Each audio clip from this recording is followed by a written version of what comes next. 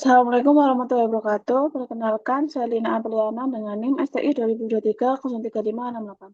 Pada kesempatan kali ini, saya akan mempresentasikan paper berjudul Code Design Prediction Model Using Natural Language Processing and Random Forest, yang ditulis oleh Nasution dan Suprapto pada tahun 2025. Penelitian ini membahas bagaimana teknologi artificial intelligence, khususnya natural language processing atau NLP, dapat digunakan untuk memprediksi putusan pengadilan berdasarkan dokumen hukum yang tersedia.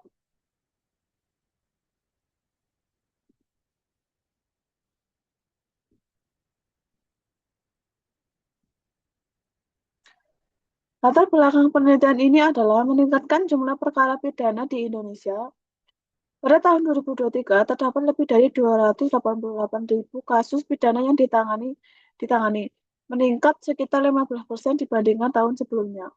Kondisi ini menyebabkan keputusan akan sistem yang dapat membantu hakim, peneliti hukum, maupun praktisi hukum dalam menganalisis keputusan secara lebih cepat dan konsisten. Penelitian sebelumnya menggunakan metode deep learning seperti LSTM, BLSTM, dan CNN dengan akurasi sekitar 49 hingga 77%. Oleh karena itu, penelitian ini mencoba menggunakan kombinasi NLP dan random forest untuk memperoleh hasil yang lebih baik. Dalam penelitian ini terdapat dua rumusan masalah utama. Pertama, bagaimana membangun model prediksi putusan pengadilan menggunakan teknik NLP dan random forest. Kedua, bagaimana membandingkan performa tiga metode ekstraksi fitur yaitu TF-IDF, Word to Fact, dan Fast Text pada dokumen hukum berbahasa Indonesia. Tujuan penelitian ini ada tiga. Pertama, mengembangkan model yang mampu melakukan klasifikasi kategori hukuman dan memprediksi lama hukuman. Kedua, meningkatkan akurasi model sehingga dapat melampaui hasil penelitian sebelumnya. Ketiga, mengevaluasi metode ekstraksi fitur mana yang paling efektif untuk dokumen hukum Indonesia. Dataset yang digunakan berasal dari putusan pidana Mahkamah Agung Republik Indonesia. Jumlah data yang digunakan cukup besar, yaitu 21.630 dokumen putusan. Awalnya, data berbentuk PDF, kemudian dikonversi ke format XML agar lebih mudah diproses secara otomatis.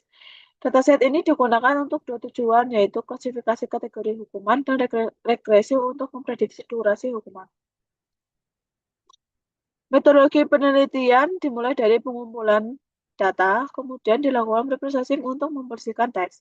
Setelah itu, dilakukan ekstraksi fitur menggunakan TF-IDF, Word to Fact, dan Fast Text. Itu yang dihasilkan digunakan sebagai input bagi model random forest. Terakhir, dilakukan evaluasi menggunakan berbagai metrik seperti akurasi, MAE, MSE, dan R-squared. Pada tahap preprocessing terdapat beberapa langkah penting.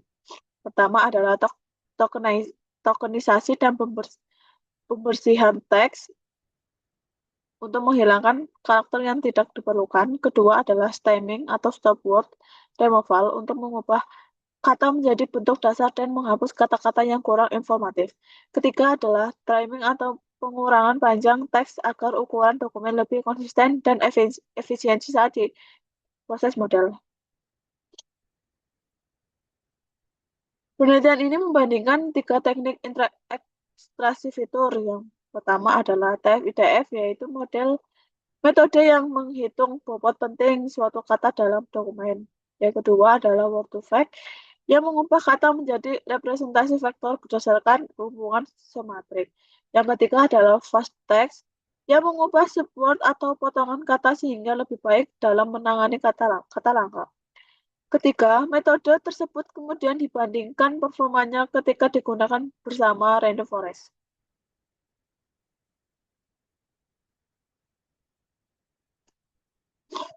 Model utama yang digunakan adalah Random Forest. Random Forest merupakan metode ensemble yang terdiri dari banyak decision tree.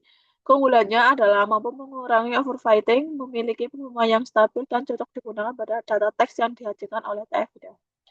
Beberapa parameter yang dioptimalkan dalam penelitian ini antara lain jumlah pohon, kedalaman pohon, dan jumlah fitur yang digunakan. Hasil penelitian menunjukkan bahwa kombinasi TF-IDF dan random forest memberikan performa terbaik. Pada tugas klasifikasi, akurasi yang diperoleh mencapai 80,91%, sedangkan word to fact memperoleh sekitar 62,53% dan fast text sekitar 61,58%. Untuk tugas regresi, TF-IDF juga menghasilkan nilai R-squared tinggi yaitu 0,7963. Selain itu, ditemukan bahwa bagian fakta hukum dan pertimbangan hakim merupakan segmen yang paling berpengaruh dalam menentukan hasil prediksi. Sebagai kesimpulan, penelitian ini berhasil menunjukkan bahwa metode TF-IDF yang dikombinasikan dengan random forest mampu memberikan performa terbaik dalam memprediksi putusan pengadilan. Model ini mencapai akurasi lebih dari 80% dan mengungguli metode word to fact maupun fast text.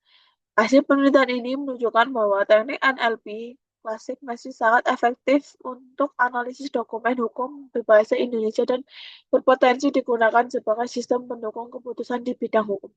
Sekian presentasi dari saya. Terima kasih atas perhatiannya. Wassalamualaikum warahmatullahi wabarakatuh.